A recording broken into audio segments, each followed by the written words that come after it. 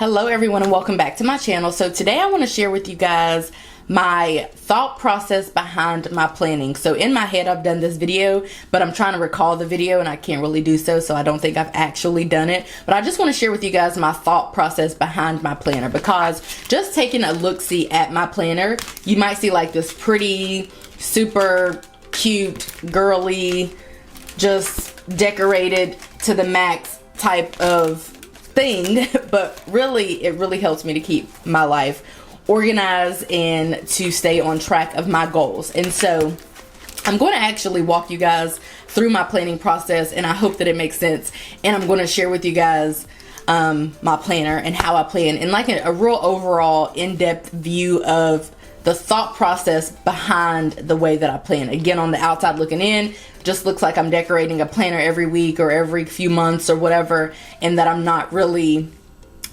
using it. Well, I know you guys know that I use it, but from the outside looking in, it may not, you probably can't tell how exactly I use it. So I can use any type of planner, vertical, horizontal, hourly, it does not matter the layout, because my thought process remains the same. And in this video, what I hope to emphasize is that I set yearly goals. Every year I set yearly goals. And when I set those yearly goals, the best way for me to kind of stay on track, or to even see if they're really feasible, or to see how I can make them feasible, is to plan out my year. Now, it's not going to be like super in-depth, obviously, because who can do that? But when I can just get an overall view of where I'm supposed to be throughout the year, what engagements I have, what birthday parties I have to go to, like those kinds of things. Whenever I can just really plan out the year, I'm able to further conceptualize the goals that I have set for the year. Same with the month. After I do the yearly goal setting and the yearly planning, I then go in and break down those goals to monthly goals and monthly plans. So I goal set for the month, and then I plan for the month, and then I further break down those goals and those plans as well into weekly or daily goals and weekly or daily plans. And that's how I plan. That's my thought process behind planning. Again, I'm going to show you guys my planner. I hope that it makes sense what I'm talking about right now and what I'm going to be talking about later. If you have any questions, let me know.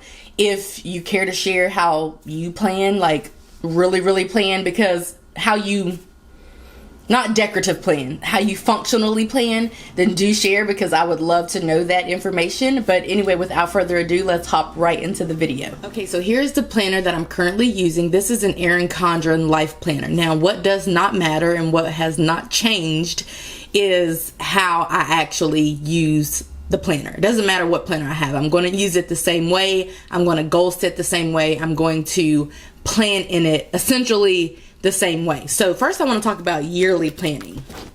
So the Erin Condren planner actually comes with a perpetual calendar, this little thing here.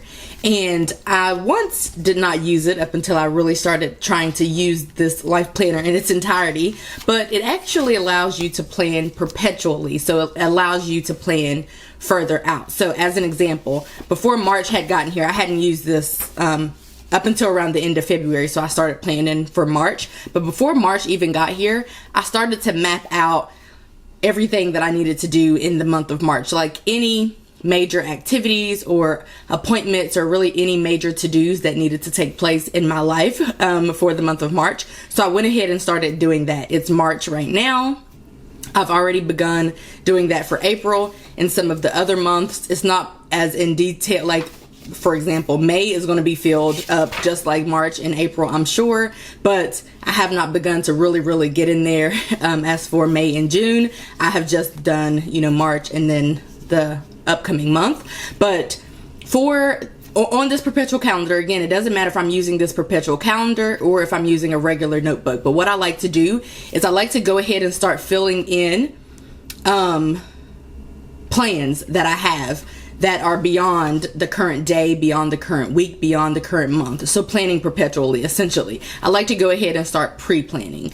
And the reason why I like doing that is because it allows me to map out what exactly it is that I will be able to do and get done. So as an example, this is a prime example of how I use this. Just the other day, I was on YouTube listening to my daily dose of Lil Baby. If you don't know who that is, or if you don't know what the song Drip Too Hard is, we probably can't be friends. No, I'm just kidding. But if you don't know, then you just don't know. Just know that it's a rap artist. So I was listening, and on YouTube, Ticketmaster or whomever, whatever, they'll show you like upcoming shows. And so my husband and I have actually already seen him, but he was like a guest, an opening act, I guess, if you will, for T.I. So we didn't really get to see him in his entirety. So immediately when I saw that show was taking place, I literally scanned my brain to think of what we had going on that day, which was April the 19th. And I couldn't think of anything, so I came here, because this when you write something down, you can't forget it. Like, if you try to think about, you try to memorize something that maybe doesn't go as planned, but if you write it down, it's set in stone. So I came here, I looked, and I saw that we were free on the 19th. Essentially, I think I was going to get my nails done that day, like as per my recurring bi-weekly appointment, but getting nails done over hanging out with my husband, like, that's not even a thing. So I saw that we could go, and I immediately bought us tickets. I immediately booked us a hotel in Charlotte. So we're going to be spending the day and half of the next day there.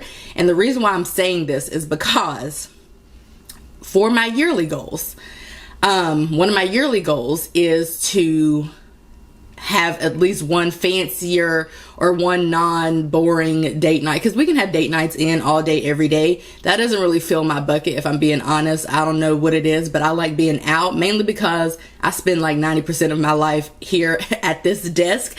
So I like to get out and about, and sometimes that costs money, or I guess the things that I want to do, like really enjoy doing, like concerts and stuff, they require money. So one of the goals that I have, one of the marriage goals that I have for the year, is to go on like a fancy date each month. And so for April, it's not like we have any type of real system set up. Either my husband can, plan a date night, or I can, or whatever, but automatically that's kind of where my mind went.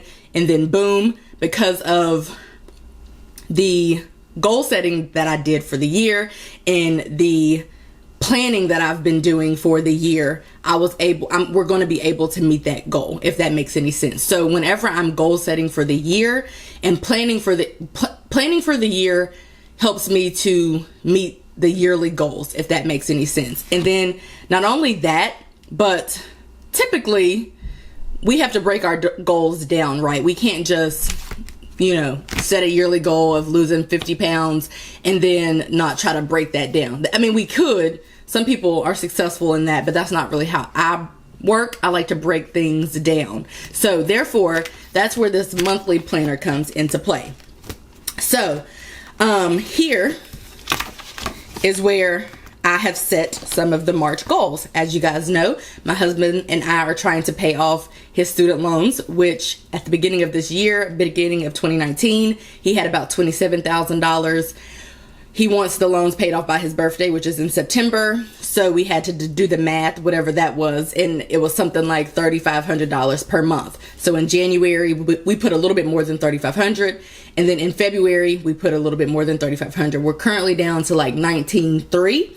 And of course, that's our yearly goal, it's really like an 8-month goal, technically 8, 9. Well, his birthday's the beginning of September, so technically we would need to do it by the end of August. So it's really like an 8-month goal, not essentially a yearly goal really, but because we know that yearly goal, we went ahead and we broke it down. We're able to better like conceptualize that goal and better meet that goal, because for us, without breaking it down, I just know us to know that if we don't take this like one baby step at a time, it's going to be a hot mess. So anyway, one of the goals for March is to make that debt payment. So that's pretty much like the head goal around here every single month. But if we make our March payment, just like we did in January and in February, we will be on track to meet our yearly goal, or in this case, our 8-month goal. Over here, I have a few other goals that I would like to accomplish. One of them, I'll just tell you like a simple one. That one was a little bit more complex, but let's see. Let's see. Release and make kits. That is a goal that I have. So as you guys know, I have an Etsy shop and I sell budget kits, stickers, budget sticker kits. And so that is a goal that I have for March. And because I know it's a goal for March, which that's a more simple one because we already know I have kind of a rhythm with releasing the kits, but still the fact remains the same and you could apply it to any other type of goal. Because I know that that is on my goal sheet for the month, then I can go ahead and plan that and see when I'm planning out my month, it helps me to meet my goals for the month. So I can see where I can feasibly fit that in. Now, I have it actually back here on my social media planner that I'm going to release it on the 20th. I don't have it here on my main planner or in this main, spreadsheet, if you will. But because I'm able to plan out the month, I can see when I can feasibly get that done. Or as another example, there's a program that I want to start, like a financial literacy program. Well, whenever I'm planning out my month, I can see when I can feasibly start that. So like, as an example, I could not start that on March the 1st. I want to start it in March, but I could not start it on March the 1st because March the 1st, I was out of town. And then I was catching up on all of the work that I was doing from being out of town, catching up with my Etsy shop and my YouTube channel. So I really couldn't do it here either. And as you can see, this is a pretty hectic weekend. So I have decided that I am going to work on the kits early. They're still going to release around the same time. But if I complete the kits this week, today is actually the 10th. So if I complete the kits, then I can start the program on the 15th because this will be a pretty chill week. There are things on here, but these aren't really like major things. You won't know what things are major and what things are not. But I know in my head, because these are my monthly plans, what is hectic and what isn't, and when would be a good time to start that program. So anyway, the moral of the story, planning, goal setting for the month leads to planning for the month, and planning for the month helps me to meet my monthly goals. Just like when I break it down further into weeks. Which week do we want to go to? We can go to the week that we're in. So this is the week that we're in. Now, I have been attacking my goals and my plans for this week, but any of them that don't take place during this week, I will roll them over to the next week. Now, I know this planner is a little fancy and you don't have to do all of this by any means, but if you're watching this, then you probably already do you're probably a little extra like me. So all is well there. But one thing that I want to mention is that if my plans don't take place, my goals don't get accomplished during one week or on one day, I will roll them over to the next day with no problem whatsoever. That does not break my heart at all. That's just how I live my life. I don't live it under pressure. I am very goal oriented, but I don't stress myself out for any reason. So anything that I don't get done this week, which I'm probably going to get most of the things done, especially if I leave the house today, which I really don't want to, but if I do, then I'll be able to pick up some toiletry items that we need. But otherwise, if I don't go today, I will roll them over here. But planning out my week and planning out my day also further helps me to meet my monthly goals. Because just flipping back to here, like I mentioned to you, I told you guys that this week would be pretty chills, and I could start the program. And when I break down my days to see what all I really have to do, my day ends on Monday. My day basically ends after that appointment. I do have a conference call, but that's really, really later in the day. So I can really get some work done on this day and some work done on this day to finish up those kits. And then if I'm able to do that, which it doesn't take me like hours and hours and hours to do that type of work, then I could definitely start that program on the weekend, which is the plan. So I hope that made sense. I just wanted to kind of break it down to you guys. And I know I'm talking from behind a camera, which I really don't love to do, but to be honest, this is literally like a depiction of how my brain works and how I plan and how I goal set. So what better way to demonstrate that than to show you guys my planner, which I do all the time anyway. But the moral of the story is goal setting for the year leads to planning for the year. Goal setting for the month leads to planning for the month. And then goal setting for each week or each day leads to planning for each week and each day. And when I do that, when I'm able to break those goals down into monthly goals and weekly goals and daily goals, I'm better able to be productive. I have been super productive this year. I'm super proud about that. And I plan to really kill the game moving forward with my productivity, because I have been loving my current level of productivity. So anyways, I just wanted to share this with you guys. I hope that it made sense.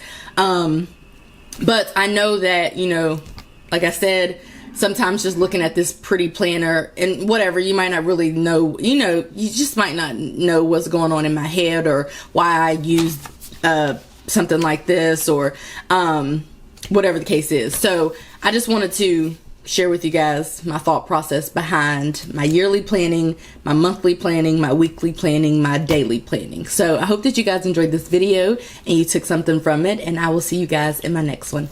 Bye guys.